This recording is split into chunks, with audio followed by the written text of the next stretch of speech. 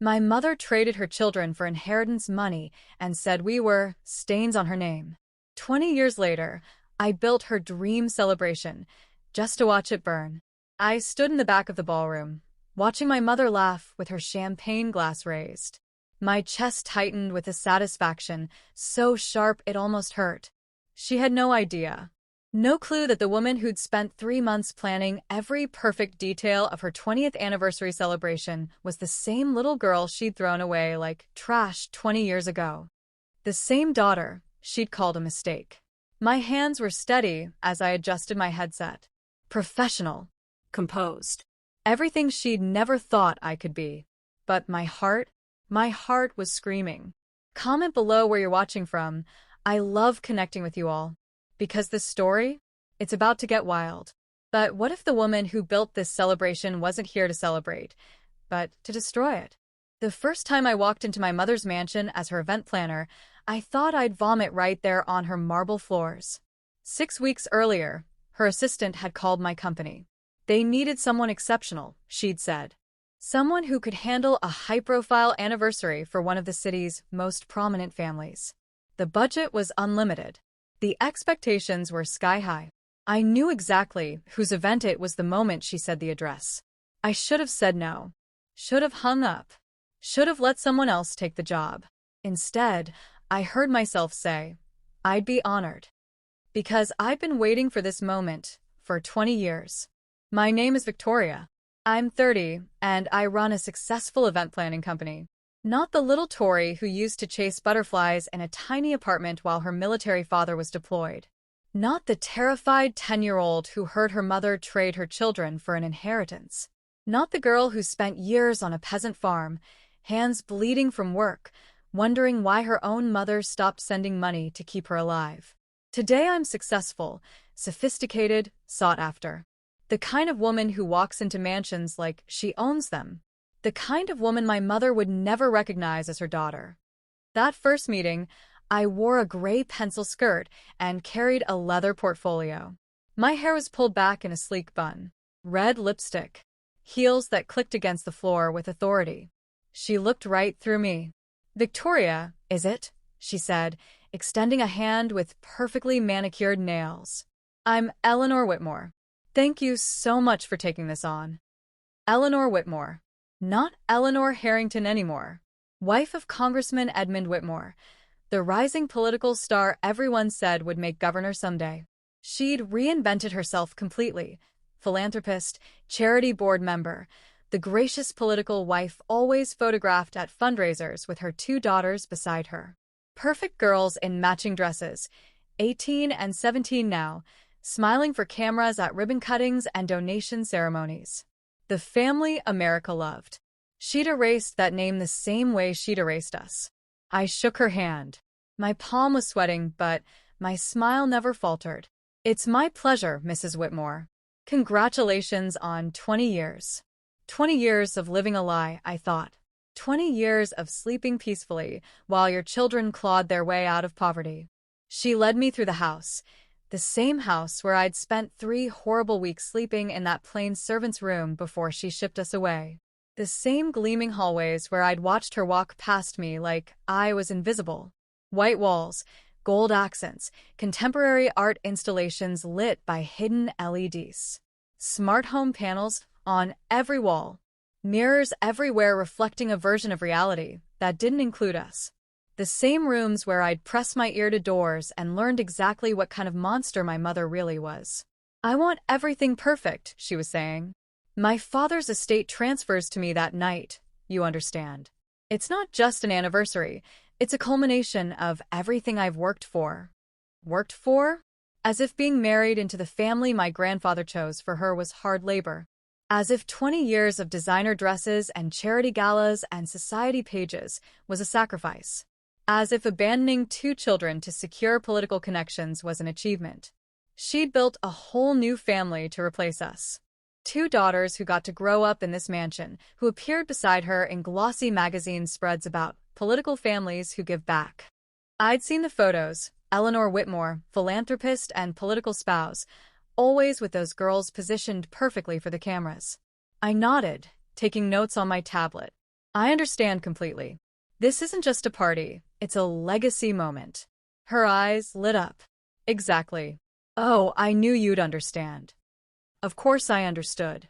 I understood that her legacy was built on abandoned children, that her perfect life required erasing us completely, that every expensive thing in this mansion, every Hermes throw pillow, every piece of commissioned art on the walls, every Bang and Olufsen speaker hidden in the ceiling, came with a price tag that included 2 terrified kids shipped off to a peasant farm. But I smiled and said, I'll make sure it's unforgettable. Over the next 6 weeks, I became a fixture in her life. I met with florists, tasted cakes, approved guest lists, coordinated with caterers and musicians and lighting technicians. I was in her home 3 times a week, sometimes more. I saw her in Lululemon yoga pants with no makeup, posting filtered selfies to Instagram. Heard her snap at servants. Watched her fuss over centerpieces like they were matters of state, photographing every angle for her lifestyle blog. The house was always immaculate. White marble gleaming. Not a cushion out of place. Staff moved silently, efficiently, making sure everything stayed picture-perfect for the endless parade of society friends who dropped by for lunch, for cocktails, for tennis on the pristine clay courts out back. Everything was documented. Instagram stories, carefully curated posts, a digital shrine to her perfect life. It was the kind of wealth that looked effortless, the kind that pretended it had always been there. And she never once looked at me and saw her daughter. Why would she? The last time she'd seen me, I was a scrawny 10-year-old with tangled hair and worn-out clothes. Now I was polished, professional, wearing designer labels I'd earned with scholarships and sleepless nights. My LinkedIn profile was impressive. My portfolio was flawless. I was exactly the kind of successful woman she pretended she'd raised. But there were moments, God, there were moments when I thought she might remember. Once, I laughed at something her husband said, and she tilted her head slightly, like she'd heard that sound before.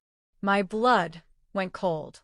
But then she smiled and asked if I wanted more coffee, and the moment passed. Another time, I was reviewing seating charts in her study, and she walked in with old photo albums. Just going through some memories, she said absently, setting them down to check her phone notifications. I froze. Those albums probably had pictures of my father, of me and my brother. But she set them on a shelf without opening them and left the room, already scrolling through her social media feed. Later, when she was gone, I looked.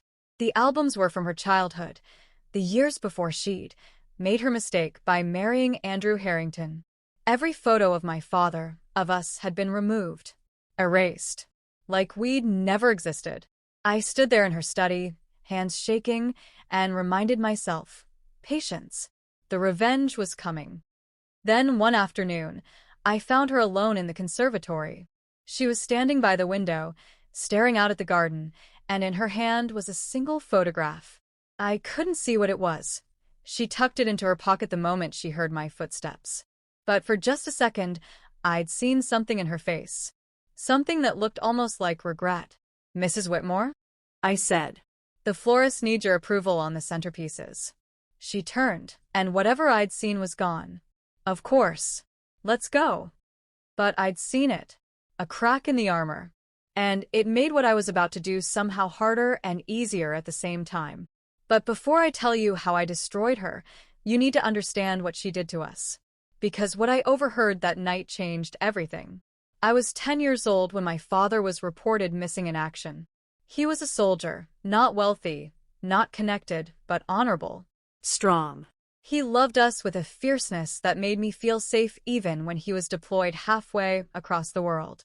When they told us he was missing, presumed dead, my mother didn't cry. She just stared at the officers at our door with this blank expression, and after they left, she sat down on the couch and said nothing for 3 hours. My little brother, Jamie, was 8. He kept asking where Daddy was. When was he coming home? I held his hand and told him lies because I didn't know what else to do. For 3 months, we lived in that tiny apartment with no money. Bills piled up. Electricity got cut off. I remember eating cereal with water because we'd run out of milk. My mother barely spoke. She'd sit by the window for hours, staring at nothing. And then a black car pulled up outside. A man in a suit knocked on our door, spoke to my mother in low tones while Jamie and I stood in the hallway, confused and scared. After he left, my mother told us to pack our things. "We're going to stay with family," she said. Her voice sounded strange, almost hopeful. I didn't know it yet, but we were about to learn exactly how little we meant to her. My grandfather's mansion was like something out of a French palace. Marble floors, vaulted ceilings with crystal chandeliers, floor-to-ceiling windows draped in silk.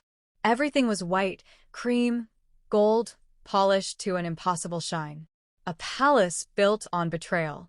Bright on the outside, hollow inside.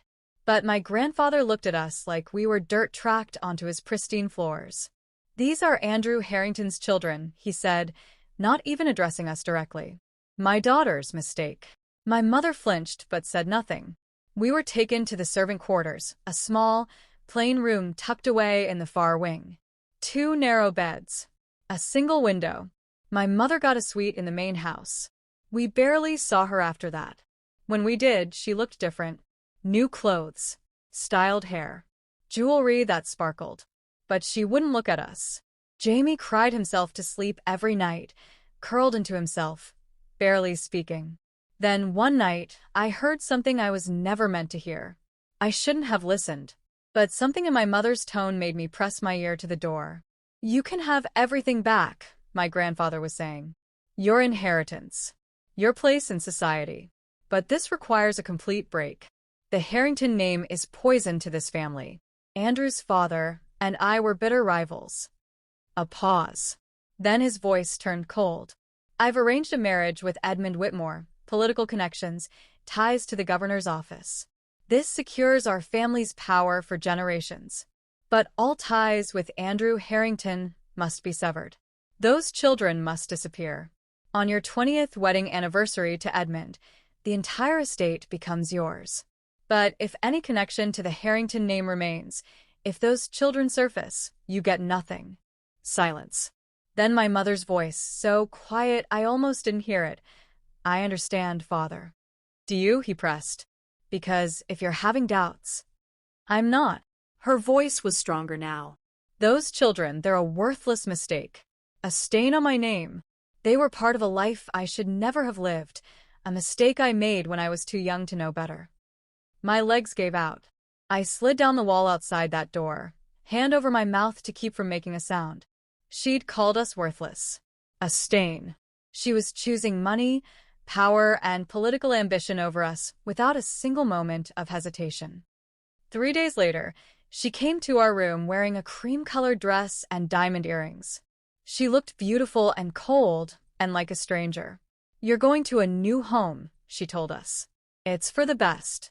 Jamie shrank back against the wall, his eyes wide with fear. He wouldn't speak, just shook his head frantically, trembling. He'd barely said a word since we'd arrived at the mansion. I just stared at her. I didn't cry. I didn't beg. I looked her right in the eyes and memorized her face. "You're going to regret this," I said. I was 10 years old, and my voice didn't even shake. "One day, you're going to regret everything." She flinched. For just a second, I saw something flicker in her eyes. Guilt? Fear? Then it was gone. "You don't understand now," she said quietly. "But one day you will." The next morning, servants loaded us into a carriage. An 8-hour journey to a small village where a woman named Margaret, a widow who needed help on her farm, had agreed to take us in. I looked back once as the mansion disappeared behind us. My mother was standing at an upstairs window, watching. Then she turned away and closed the curtain. Margaret wasn't warm, but she was practical. At first, money came every month, enough to cover our food and basic needs. The work was brutal. Sunrise to sunset on the farm. My hands cracked and bled. Jamie got sick that first winter, fever burning through him for days while I prayed.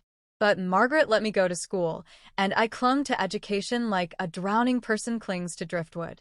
I devoured books by candlelight, memorized lessons, proved to myself that I was more than the mistake my mother had called me. Then, after 2 years, the money stopped coming. No explanation. No warning. Just silence. I watched Margaret stretch meals thinner, count coins with trembling fingers. We were becoming a burden she couldn't afford. That's when I remembered my father's Aunt Sally. He'd made me memorize her address years ago. Just in case, he'd said. Families should always know how to find each other. Margaret rode immediately. 3 weeks later, under the cover of night, a carriage arrived. Aunt Sally stepped down, older, gray-haired, but with eyes that looked like my father's. "Andrew's babies," she whispered, opening her arms. "Come here. You're safe now." As we climbed into the carriage, I turned to Margaret, this woman who'd kept us alive when our own mother had abandoned us. "Thank you," I whispered. She nodded once, then stepped back into the shadows. She died that winter. But I carry her quiet heroism with me always. Aunt Sally's cottage was tiny, her pension small, but she made room. Made us feel like we belonged somewhere. She kept our father's photograph on the mantel, told us stories about him, made sure we never forgot where we came from. With her support, I finished school, earned scholarships, clawed my way to university. Jamie stayed quieter. The trauma had changed him, made him fearful of conflict. But we survived. We built lives. By 30, I owned my own event planning firm. We had smartphones now, social media profiles that showcased our success. I drove a BMW I'd earned myself. Wore Gucci I'd paid for with my own money. Built a brand that wealthy clients trusted. I wasn't just surviving, I was thriving in the same world that had rejected me. And then one cold evening, everything changed. I was visiting Aunt Sally for the weekend, scrolling through client emails on my phone, when I heard the knock on her door. Aunt Sally opened it, and I heard her gasp, a sound that made my blood freeze. "Andrew? Oh my God. Andrew?" The grocery bag slipped from my fingers. My phone clattered to the floor. No, it couldn't be. The man standing there was older, weathered. Gray streaked through his hair. Scars marked his face, new ones that told stories of suffering I couldn't imagine. But those eyes, God, those eyes. Andrew Harrington, my father. "Tori?" His voice cracked on my name. "Tori, is that you?" For a moment, I couldn't breathe, couldn't move. Then he smiled, that same crooked smile I remembered from childhood, and the dam broke. I burst into tears and threw myself into his arms. Behind us, Jamie stood frozen, his face white as snow, unable to process that our father, our dead father, was standing here, alive and real. He told us everything. The ambush, the capture, years in a foreign prison camp. When he was finally released, the first thing he did was come straight to Aunt Sally's house. "I knew if my children had survived, if anyone had found you, it would be Sally," he said, his voice rough with emotion. "This was the one place I could hope you'd be." And we were. Against all odds, we were. I told him everything that night. The mansion, the grandfather, the overheard conversation, the 20-year clause, the political marriage to the Whitmores, Margaret's farm, the money stopping, the anniversary coming up in 3 months. When I finished, he looked at me with an expression I'd never seen before. "She's still legally married to me," he said quietly. "If she remarried..." "Bigamy," I finished. "And if she's still married to you, she still has a connection to the Harrington name, which means the inheritance clause is void." We stared at each other. Then I smiled. "Dad," I said slowly, "how would you like to attend an anniversary party?" For 3 months, we planned every detail, every guest, every moment timed to perfection. Jamie was terrified at first, the little boy who'd been abandoned still scared of confrontation. But when I promised he wouldn't have to face her directly, just stand with me, he agreed. We backed up everything digitally. Marriage certificates, birth certificates, testimony from Aunt Sally. This wasn't just revenge. It was a military operation. And my father, the soldier who'd survived years in a prison camp, knew exactly how to plan one. Every detail of that anniversary was designed to destroy her. The guest list? Every important society figure in the city. Politicians. Business leaders. influencers with millions of followers, everyone whose opinion she valued, all there to witness, all with their phones ready. I accidentally tipped off journalists that the evening might have surprising moments worth covering live. The toast was scheduled for exactly 9 p.m., the precise moment her lawyer would sign the inheritance paperwork. And the final touch? One extra name buried in the guest list. Andrew Harrington. +1. She skimmed right past it. Why would she notice? She'd erased that name from her life 20 years ago. The day of the anniversary, I arrived at 6 a.m. The house was organized chaos. Florists, caterers, musicians, tech crews setting up wireless mics and streaming equipment. I directed them all with calm efficiency, my tablet in hand, coordinating everything through group chats and scheduling apps. My mother checked her reflection in every mirror we passed. She tugged at her diamond necklace, smoothed her dress, stopped to take a selfie for her Instagram story, asked me 3 times if everything would be ready on time. Everything's perfect, I assured her. This night is going to be unforgettable. She smiled, relieved, already composing her caption. I knew I could count on you, Victoria. You've been absolutely wonderful. I smiled back. Just doing my job, Mrs. Whitmore. By 8 p.m., the space was transformed. The ballroom shimmered under hundreds of programmable LEDs that shifted through soft, warm tones, because, of course, my mother preferred things that looked effortless and expensive, not old-fashioned chandeliers. 300 guests in evening gowns and tuxedos. Champagne flutes clinked like delicate bells. A live DJ mixed contemporary classical remixes that pulsed through hidden Sonos speakers. Designer everything. Dior, Valentino, Tom Ford. A runway of wealth and status. The air was thick with Chanel No. 5 and fresh roses, the same roses that had been at my father's memorial service all those years ago. Guests floated through the mansion with their phones out, documenting everything for Instagram, for TikTok, for their carefully curated digital lives. They sipped Dom Perignon and murmured about what excellent hosts the Whitmores were, about the aesthetics, about getting the perfect shot for their feeds. Not one of them knew that every inch of this mansion had been paid for with someone else's childhood. My mother and her husband stood at the center of it all, accepting congratulations and well wishes, posing for photos, making sure their smiles were camera-ready. She looked radiant, triumphant, the perfect political wife. The generous philanthropist whose foundation had just been featured in Vogue. The mother of 2 beautiful daughters currently away at boarding school, spared from witnessing what was about to unfold. Like a woman who'd won.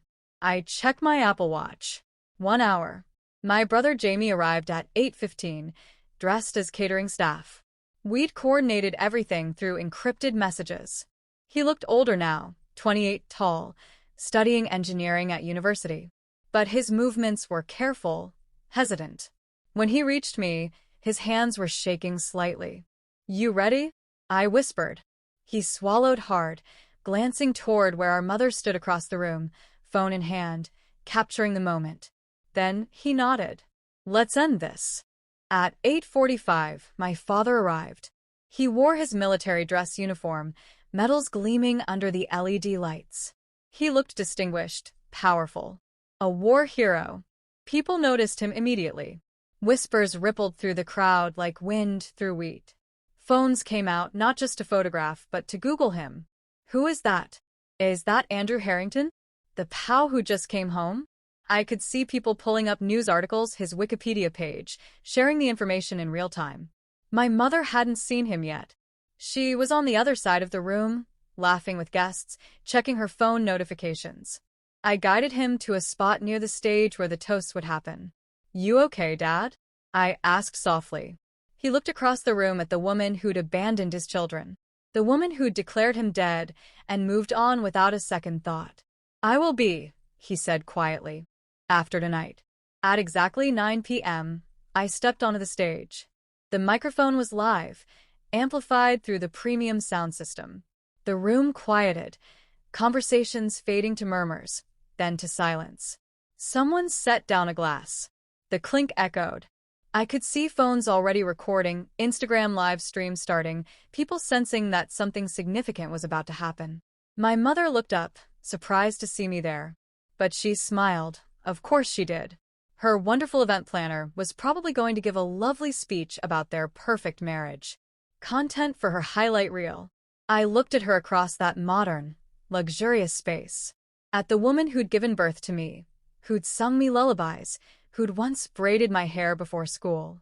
The woman who'd chosen money over her own children. I could have walked away. Could have chosen peace. Built my life, and let her keep her lies. But peace was never what she gave us. She gave us abandonment. Poverty. Years of wondering if we were truly so worthless that our own mother couldn't love us. So no, I didn't choose peace. I chose truth. Good evening, everyone, I said. My voice was steady, professional. Thank you all for being here tonight to celebrate Eleanor and Edmund Whitmore's 20th wedding anniversary. Applause. My mother beamed, already imagining the social media posts, the magazine features, the validation. 20 years is an incredible milestone, I continued. It represents commitment, loyalty, sacrifice. It represents choosing your partner over and over again, through every challenge life throws at you. My mother nodded, still smiling, her phone ready to capture the moment. But tonight isn't just about 20 years of marriage, I said. It's also about the transfer of the Ashford estate to Eleanor Whitmore, a multi-million-dollar inheritance that comes with very specific terms. The smile on my mother's face flickered. I saw her glance at her phone, as if considering whether this was still content-worthy. You see, 20 years ago, I learned something interesting about this inheritance. It comes with a clause. Eleanor can only receive it if she has no connection, legal, familial, or otherwise, to the Harrington family. Her father made this a condition because he wanted her married into the Whitmore family for their political connections, their influence, their value to the family business. It wasn't just about money. It was about power. The room went silent. Phones were definitely recording now. People were already texting, already preparing to share whatever was about to unfold. Confused. Curious. My mother's face went pale. Her phone slowly lowered. Eleanor told her father that this wouldn't be a problem. I continued. Because her first husband, Andrew Harrington, was dead, killed in combat, and her children from that marriage had been taken care of. I saw my mother's hand grip her champagne glass, so hard I thought it might shatter. But here's the thing about lies, I said softly. They have a way of catching up to you, especially in the age of social media and public record searches. I turned to face her directly. Hello, Mother. The room exploded. Gasps rippled through the crowd like a wave. Someone dropped a fork. The clatter rang out. Chairs scraped against marble as people leaned forward, phones raised, recording everything. This was going viral in real time. My mother stumbled backward like I'd physically struck her. Her hand flew to her pearls, clutching them like a lifeline. Her phone clattered to the floor.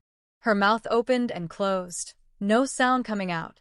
Her eyes darted wildly from me to my father to the crowd of guests, all watching her unravel, all documenting her fall. A society queen suddenly stripped bare before everyone who mattered and their millions of followers. No, she finally whispered. No, that's not. My name isn't Victoria Hayes, I said into the microphone. It's Victoria Harrington. I'm your daughter. The one you abandoned when I was 10 years old because grandfather offered you a choice, your children or your inheritance, and a politically advantageous marriage. And you chose the money and the power. People were frantically typing now, tweeting, posting to Instagram stories, texting news outlets. The journalists I'd invited were streaming this live. Hashtags were probably already trending. My mother looked around desperately. This is insane. I don't know what she's. I nodded to the tech booth. Suddenly, the massive LED screens behind me lit up. Wedding photos. My parents' wedding from 1994. My father in his dress uniform, young and smiling. My mother in a simple white dress, holding a bouquet, looking at him like he was her whole world. The date stamp glowed in the corner. June 15th, 1994.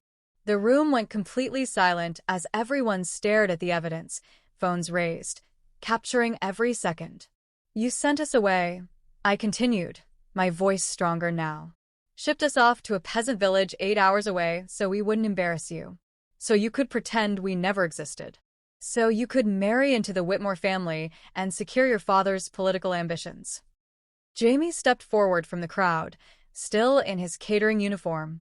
His face was pale, his jaw clenched.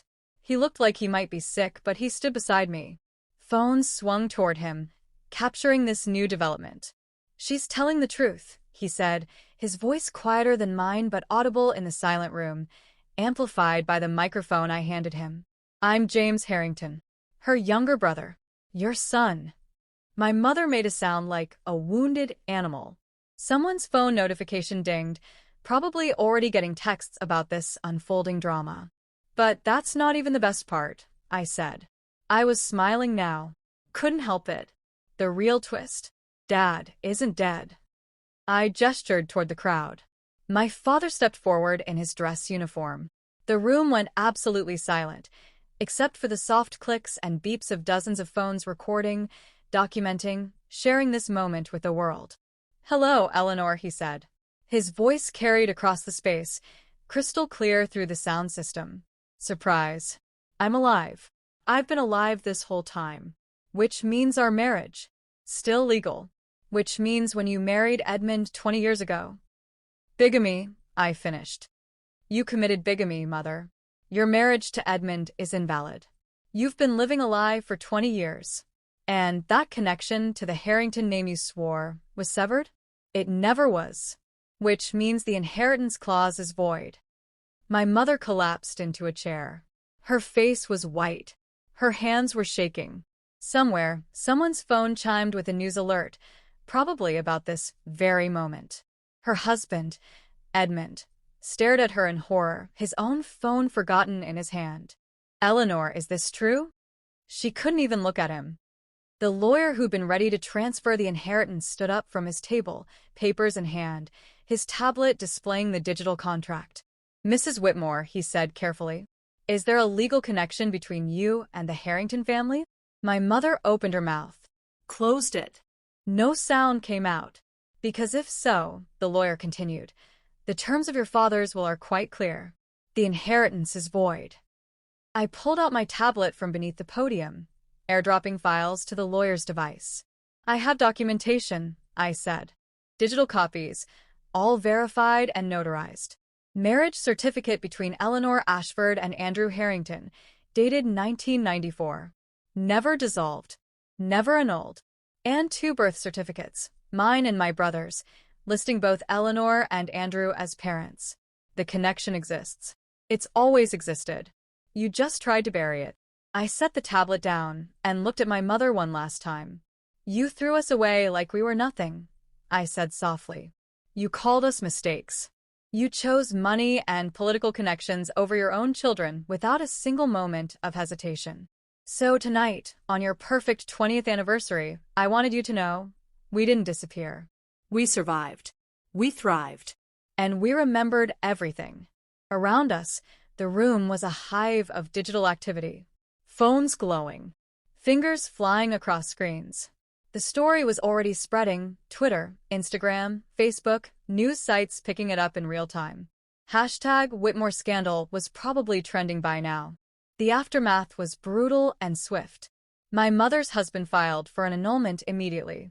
The inheritance was blocked, tied up in legal proceedings that would take years. Her reputation in society was destroyed.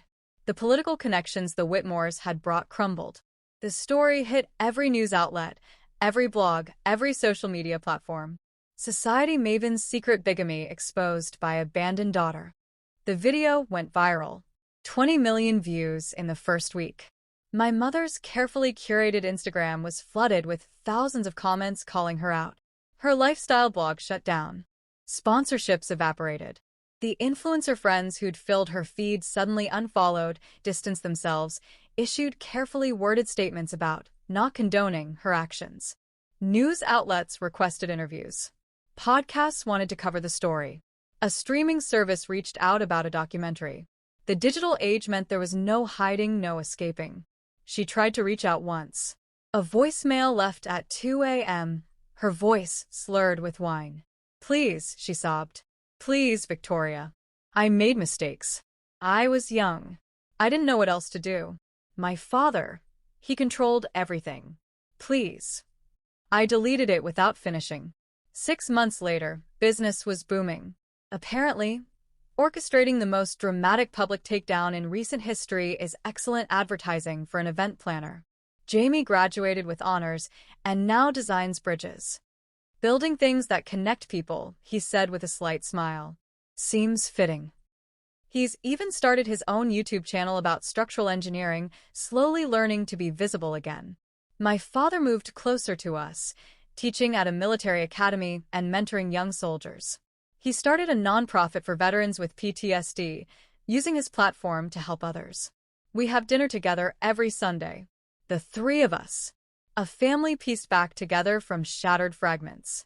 Last week, I got an invitation to my mother's estate sale, everything being auctioned off to pay legal fees and debts. I went. The mansion looked different, stripped of its inhabitants. The smart home panels were dark. The LED lights were off. The mirrors reflected empty rooms. It was just a building now, expensive and hollow. I bought one thing, a small silver locket that used to belong to my grandmother. It has a photo inside, me and Jamie as babies, smiling.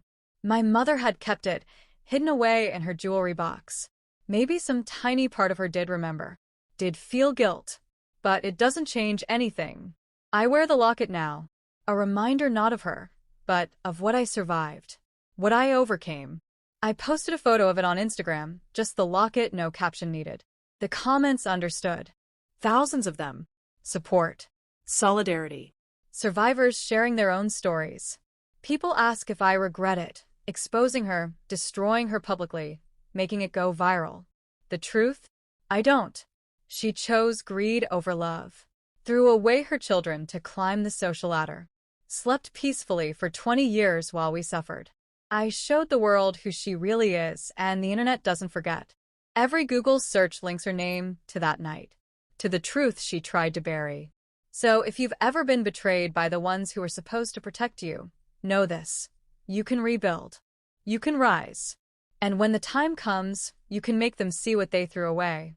20 years she waited for that inheritance. I took it from her the second it should have been hers, and made sure the world was watching. That's not revenge. That's poetry.